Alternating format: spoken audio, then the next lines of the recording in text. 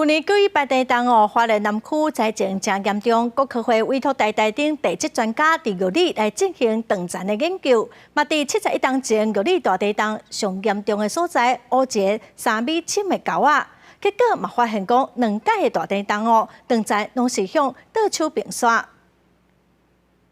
为着要了解去年9月8大地震断层结果，台大地质系等专家学者4月份开始，伫地面广场代表破裂上严重的所在向下面挖3米沟仔，果然发现断层向倒边刷动的证据，甲71年前玉里大地震的情况差不多同款。左移的分量，然后没有什么垂直的变形。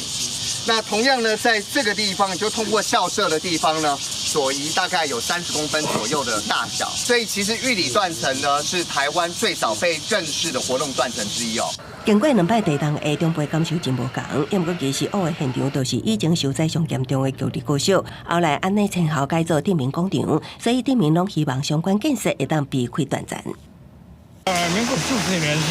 它是左右在摇动，918的话呢是跳动。 跳动而时间很短，应该就是在这一条线路上不要再盖什么房子这样的。这个学校会移走，就是因为那一条断层。警方所强调，玉里断层为水尾水龙村向南延伸到玉里中量里大约26公里，是台湾上早封建式的活动断层之一。地震会对人类生活经济造成真大影响，所以有断层数据才会当安全规划未来。经过这次开挖之后。 用科学的方式，能够很清楚的给我们一些资讯，也就是说，未来的结构的建设应该要针对哪一些部分的一些加强哈，这些已经有很完整的一些